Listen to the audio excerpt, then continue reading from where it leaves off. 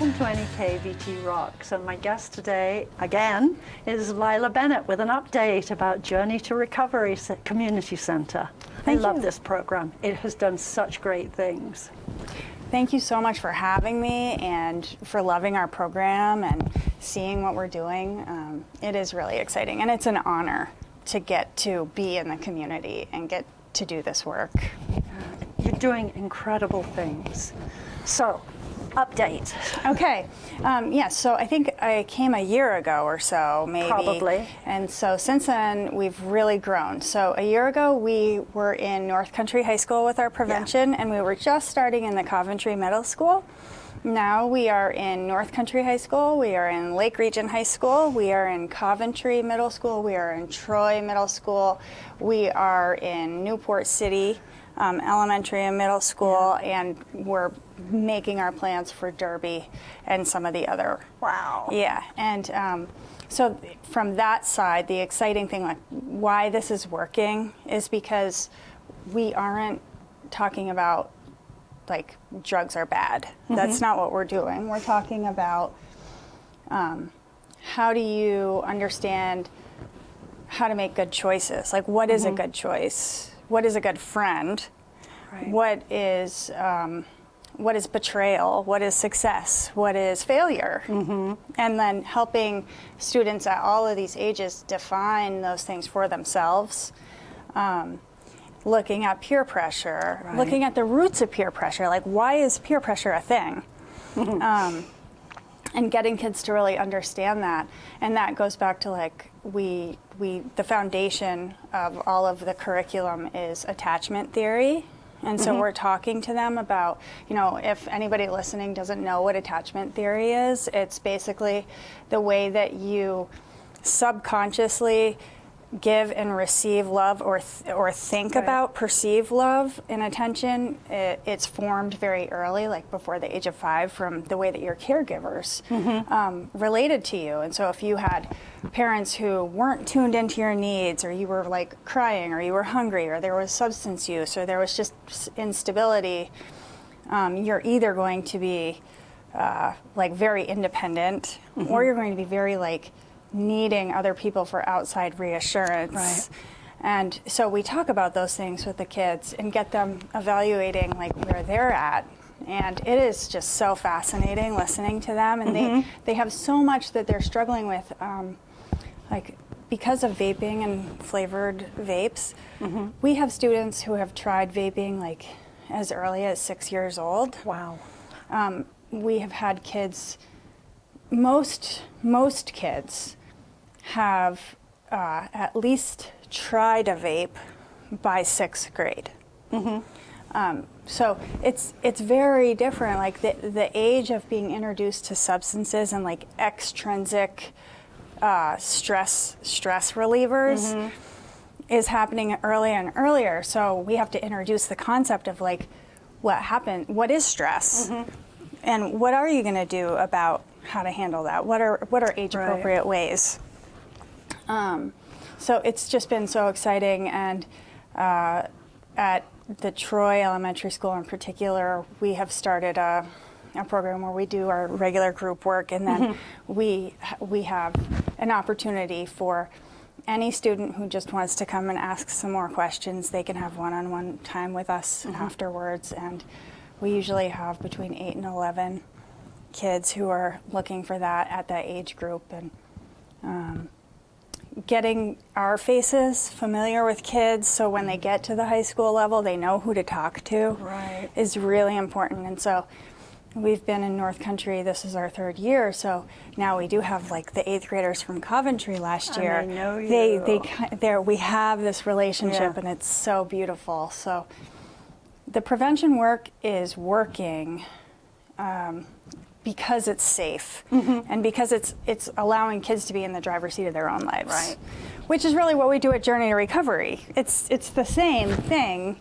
You're starting it at an earlier age, which is where it should be. Right, so that they don't have to do it after they've already become, you know, addicted to maybe even really destructive substances like opiates or crack cocaine that has the xylazine. And yeah, I mean, vaping's not benign. No. They may be pretty little containers, but they're not benign. No, and students are really saying, I think one thing that's happening is 3 years ago, students were still, it was like exciting. It was so exciting. Nobody was like so addicted they couldn't stop. Right. So everybody was doing it. Now we have some older kids who are showing the younger kids, hey, I actually can't stop. Or it was so painful to stop. I had debilitating headaches for weeks, you know.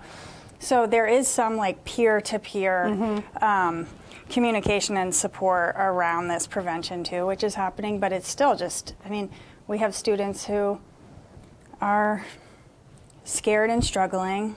Maybe they're in homes with a lot of active use, even if it's, you know, just drinking alcohol.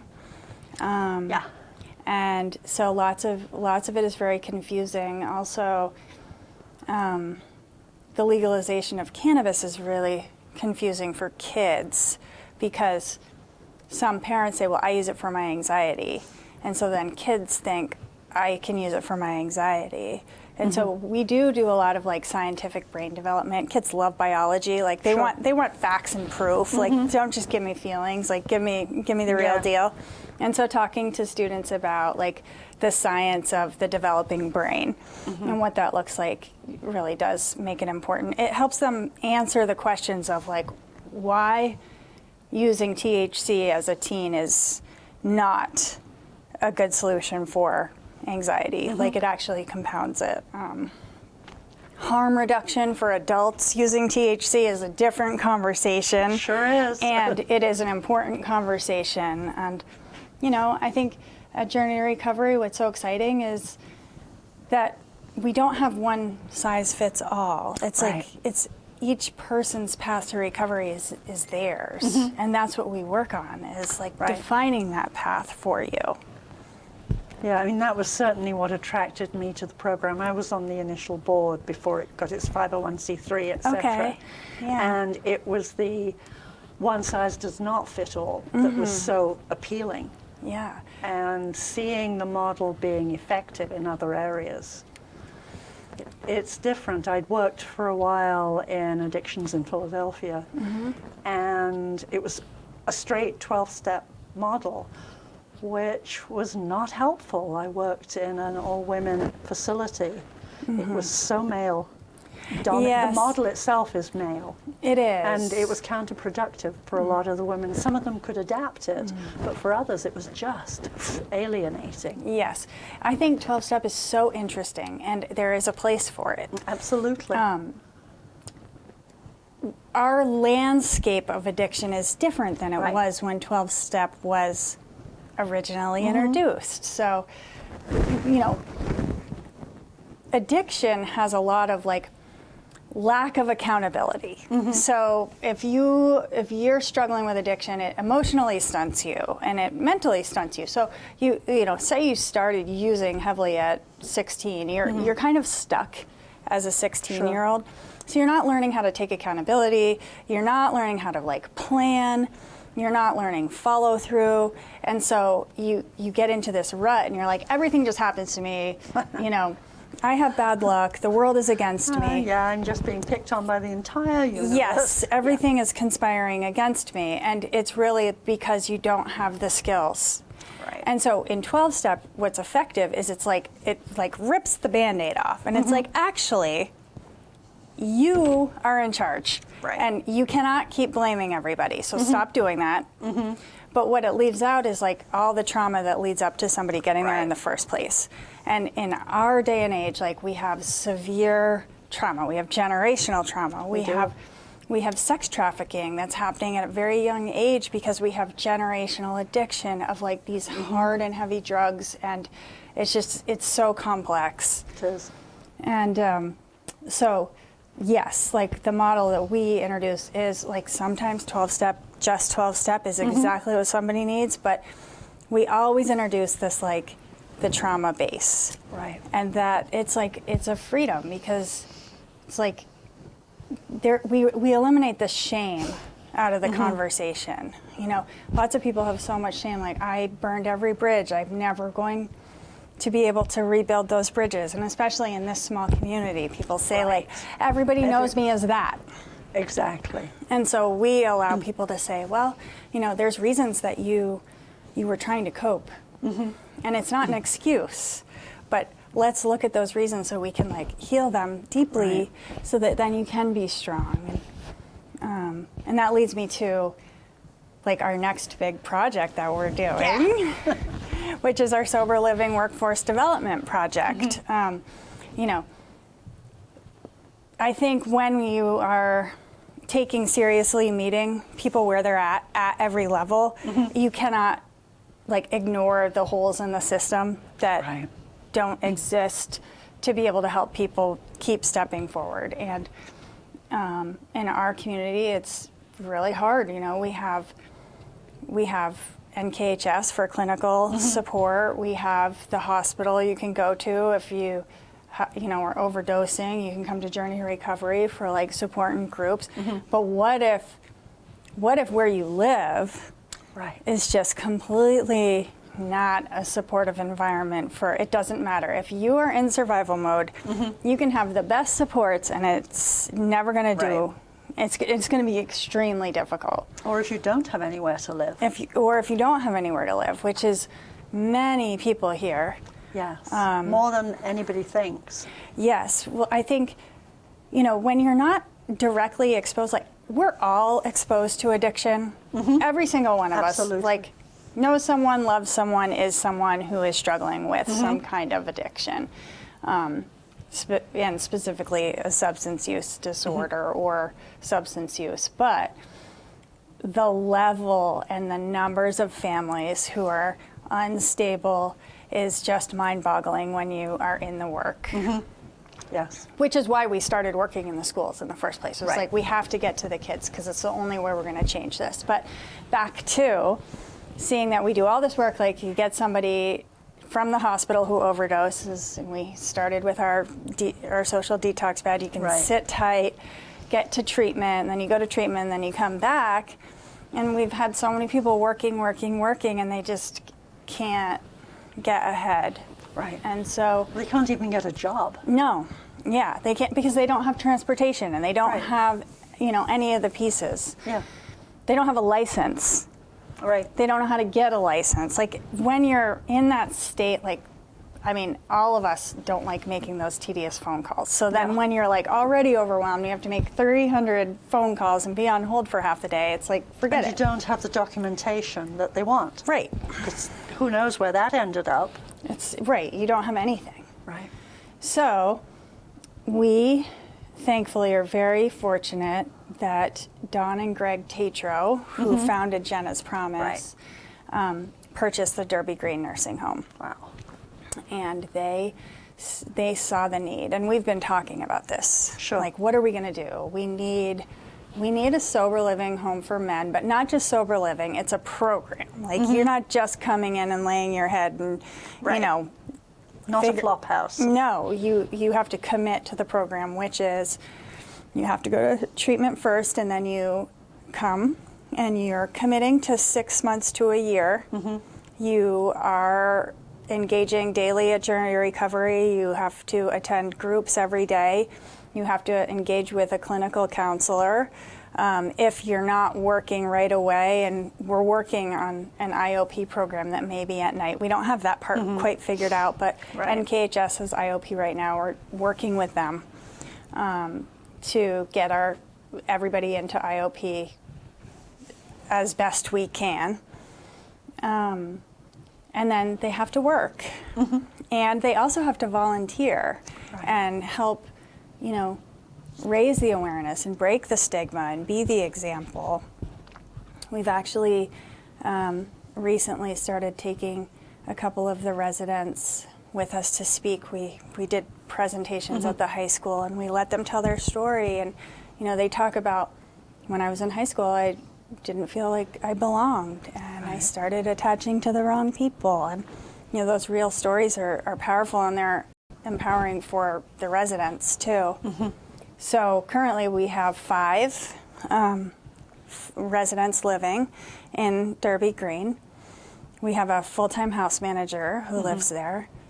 and everybody is at various levels of getting employed. We had someone who started their first week this week with JPC card. So it's pretty exciting. Like we're working with all the local businesses, and this is creating workforce here, which we need. Right.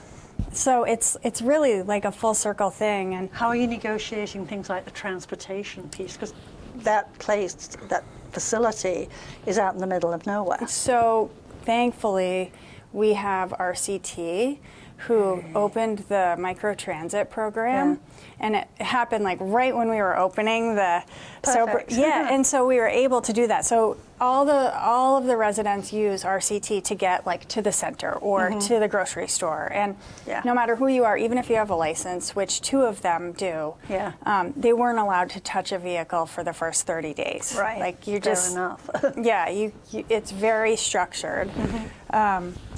So we work with employers, we work with RCT, and we get really creative about it.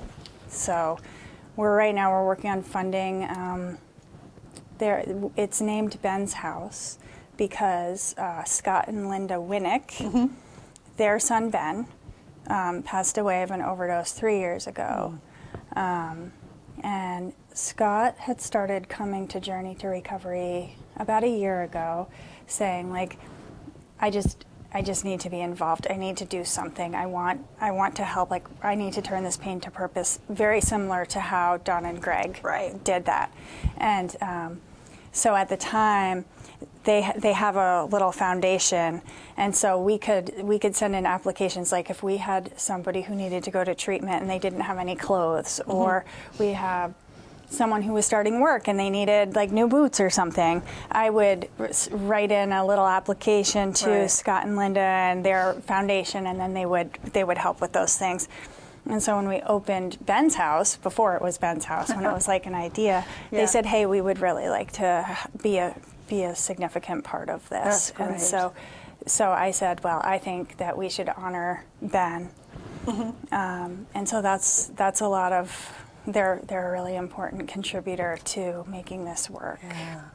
And we, as we go, are going to find more and more ways to honor Ben and keep that alive. Like we need to remember that why we're doing this is because this is saving human beings' lives, and this is reuniting families. Like we have a resident who has supervised visits with his son, and it is just so beautiful to see that this is a recovery in action. This is this is families coming back together. This is people learning how to be the parent they've always wanted to be, but it was like right out of their grasp, and now they're getting. And they have a future. And they have a future, and they get to have hopes and dreams and goals and purpose. And that's really amazing. It's come together quickly. It has, and it's so funny how things happen like that. When you're like, I don't know how. A year ago, we were trying to buy the nursing home that's right next door to Journey, and I really was like, this is going to be perfect because Journey's outgrowing the space that it's in right now, and you know, we need to be near the hospital, and how are we going to do this? And like trying to fit all the pieces together, and we were just hitting roadblock after roadblock, and we just couldn't make it work. And it's, you know, it's interesting how when you set an intention and you start talking about it, that the right people come together. And it may be not what you thought it was going to be in the first place, but it's right when it comes. Yes, and you know, and we're doing it slowly. We're doing it. We're starting like, so we have a place and we have a program and we have a little bit of money. We don't have much, and so we're just building it, and we're staying true to what we know we need, rather than like chasing like this money to make it that, you know. Following the money is always a mistake. Yeah. Always, because it changes your program. Right, and we're just like, we've all committed that we're staying true to this vision and this mission, because we know this is what our community needs. And it is so beautiful. I mean, I was definitely worried about it when we first started, just the commitment of just how much time and just it's human lives, and just the accountability and like understanding how when you're early in addiction, you're still good at manipulating and maybe lying to, avoid things or relapse and all of that stuff. And our boundaries are really solid. And I can just say that, like, it doesn't even feel like work. It is just such a gift. It is a gift to watch people, like, get that momentum and hope and see it work. It's honestly, it's just such a, for me, I can't use another word. It's just a gift to get to be a part of it. So I can't wait until the spring. We'll be bringing in more residents, but we're holding at 5 as we build the program and make sure it's like super solid and we have everything really exactly the way we need it. And then, what's your ultimate goal for number? So it can hold 22. I think that we have some logistics to work out before we would ever get to that number. Right now we're requiring everybody to engage at Journey to Recovery every day. And Journey to Recovery, like, we have an average of around 10 people per group right now. And it's really That's enough. Yeah, it's just such a small space. Yeah. And sometimes when we have more than that, like when it gets up to 15 people, it's really hard to feel like the connection because it's just too cramped in there. Right. And so we need to be careful that, if you had 22 plus 15, it's not going to work. So we're figuring that out. You're figuring out a different space. We've got some few little perspective ideas in place. So you've tossed it out to the universe. We have tossed it out to the universe. See what comes tumbling back. That's it. Yes. Yeah. And we're also comfortable with, like, we're going to figure it out. And right now we know we're meeting each person with what they need. And that feels really good. Yeah. So, are there fantasies, and I'm using the word deliberately, into the future for, say, a family home? Yes, we have had fantasies about that. It is a fantasy. I don't know anything more than that, but it does happen. I mean, there are facilities like that in other parts of the country. Yeah. Right now, what we've been dreaming about is, like, say we have a couple, and maybe the female goes to Jenna's Promise, and the male can go to our program, and then, we figure out what happens. We don't know. We don't have that, but at least right now we have, like, there's a place for women that's like a workforce development program, and then a place for men that's a workforce development program. And someday there might be a place for families, whatever that means, with young children. Right. I mean, reuniting up here, we work with DCF quite a lot, and it would be beautiful to be able to do that. Yes.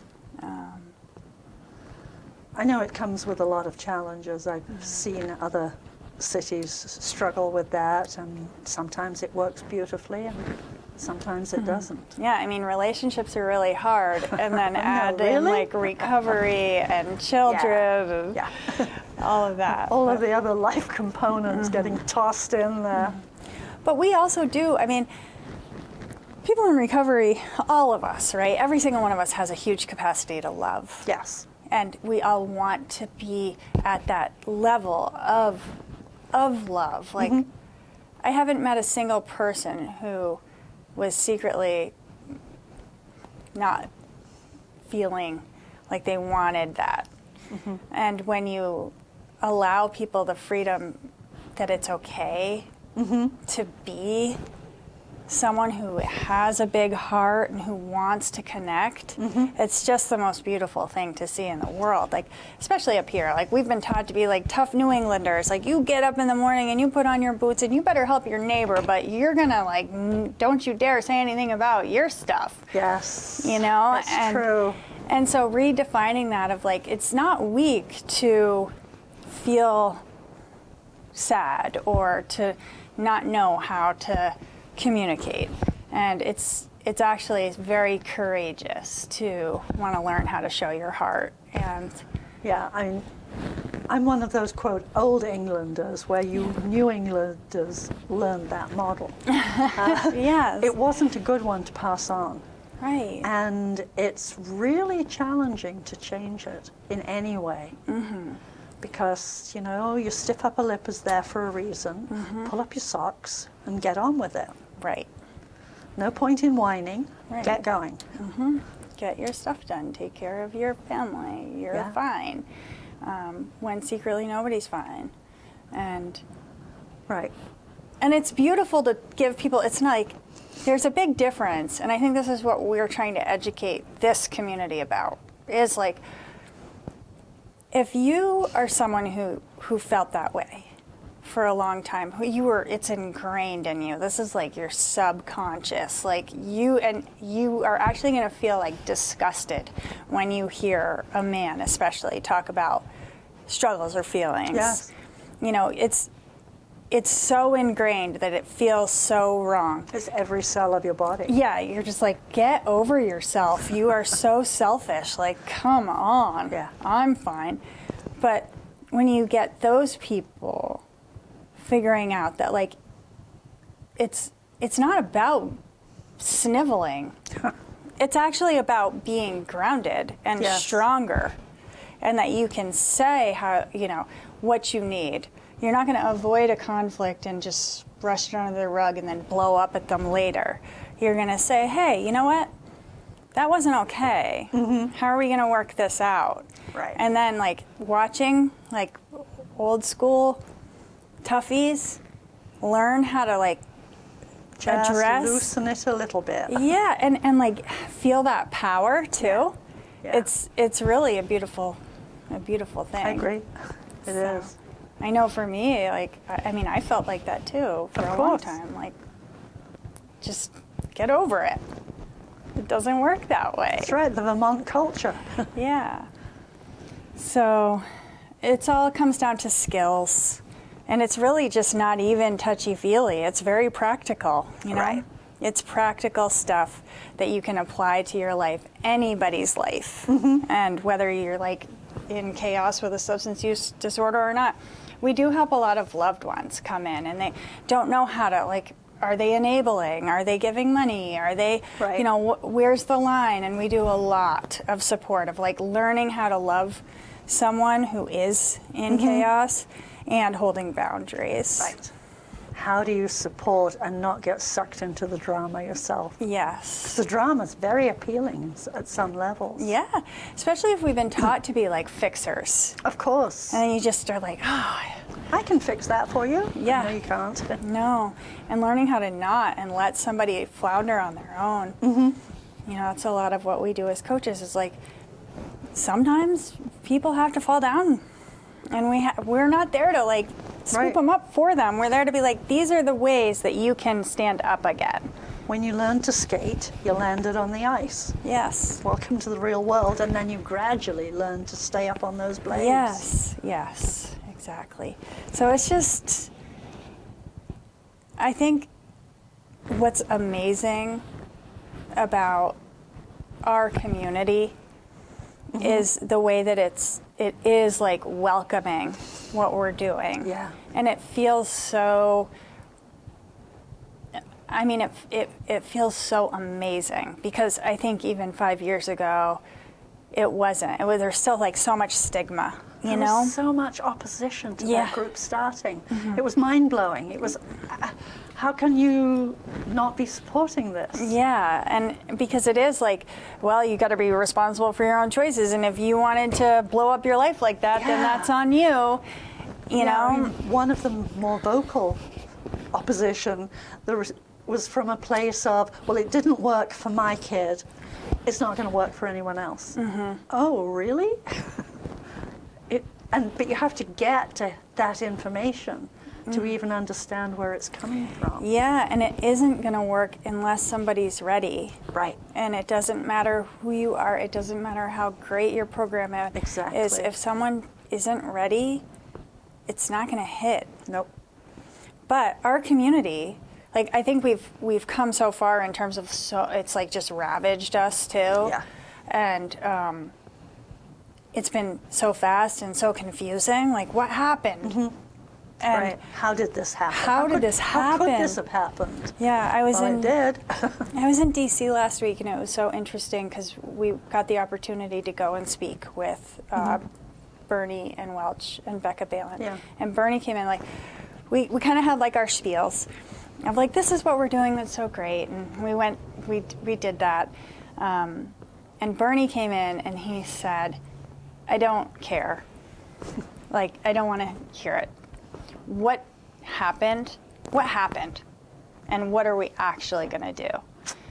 Nice. And don't give me any spiel. I don't want your spiel. Tell me what happened. And, what I said to that was, well, in the 90s we started with Prozac. We started with OxyContin. And now it's generational. And then we introduced social media. And it's like everything became out of us. Everything is extrinsic. And we also started to avoid discomfort. Right. Big time. This is all about, like, we somehow stopped building resilience by being uncomfortable and teaching people how to be uncomfortable. Right. And that's what we have to redo at this point. It's like, and it's very isolating and lonely to put your shiny, happy picture on social media and then go back to your mess, whatever it is, literal, emotional, and like be hiding it and not wanting, you want to show the world this certain image of you, but we aren't reteaching people like that to be whole. And this community seems to understand that, and that our community doesn't want to be fake. Right. It doesn't want that anymore. It wants to be whole, and it wants to be real. And it's looking for anybody who's willing to like step into that arena and say, this is what we think we can try. Chris Young at the high school is just a brilliant leader. That's great. And being able to brainstorm with him and say, this is what we're seeing. So let's develop what's actually going to meet these kids. Right. Brainstorming with other recovery center directors across the state, where we say, like, this is what we're seeing. What do we need to make sure people have? How are we giving them what they need? And our state, our community, this community of like recovery is just pushing really hard and kind of like trying to bulldoze through the people who are naysaying and being like, but look, it's working. We have more people that it's helping. We can prove it. We have the data. Like, our center, when I started, it was 2020, so it was COVID, so we couldn't see anybody. Yeah. But we have 50 at least people every week regularly engaging adults. At the high schools, we have 30 to 50 per day interactions. We, in 2022, when we first started, we had 30 interactions in September. We had 250 the next year. Then this last September, we had 600. Right. And it's like, it's working. And we also, the first year there was 53 students caught with an infraction. This year we've had 9 so far. And we have kids who come and disclose long before they get in trouble. They're like, I'm in trouble, actually. What can I do about it? And so they're not getting caught because they're not in shame. So they're catching themselves. They're catching themselves. Which is what you want. Yes, and That's talking great. to us. Yeah. That is certainly evidence that can stop some of the naysaying. I think it does. I think, we're rewriting the policy right now at the supervisory union to include Journey to Recovery. Good. And so it's going to have things like, if a student gets caught, the first initial meeting after a suspension, first we can reduce a suspension if a student wants to engage with Journey, but the first meeting after a suspension is going to be with the parent at Journey to Recovery, because that way we're also introducing parents. Right. And we have so many parents who are struggling and they're in shame, and getting them through our doors is so powerful. We send parents to treatment all the time. Like if the student goes home and talks about it, parents do come. Right. And so it is like a whole nother way that we're like wrapping around the community. In the last couple of minutes, of course, Yes. we're already over time. Oh, sorry. Anyway, but no, that's fine. In the last couple of minutes, what do you need? What else do you need from the community to go to the next step, the next level? I mean, well, I think we need employers for the workforce development program to really subscribe to why it's important to work with us, with our men coming through the sober living, and understand that like maybe they might have a bad day here and there, and we can do some training and understanding, but we need our employers to be on board with hiring our people and helping. I think that's one really important way that the community can get behind it. You know, if we're bringing in, if we have 22 beds and it's like, you know, we have to be able to have the people who are running our businesses be supporting employing. Totally. So that's one way. And then other than that, I mean, we always need donations of funds. We need help with like books. You know, we have certain books that we try to use. We have an emotional sobriety book. You know, if anybody ever wanted to know how they could help, they could be in touch with me, and I can give them Your many information options. goes out on the end of this video. So thank you so much for coming in again, and obviously we'll do this again. Thank you so much. Yeah, it was wonderful. It's always so informative, and it's so wonderful seeing the progress that's being made. Thank you for supporting it and being willing to help me get the word really out. important. We also do want people to know, like, you can message our Facebook page 24/7. We may not get to it at 2 in the morning. There's 2 of us that moderate it. But if you're not comfortable calling, that is a safe introduction. Call, send an email, check our website. Please walk through our doors. We're right across from the hospital. Yeah, easy to find. Yes. Okay, thank you so much. Thank you.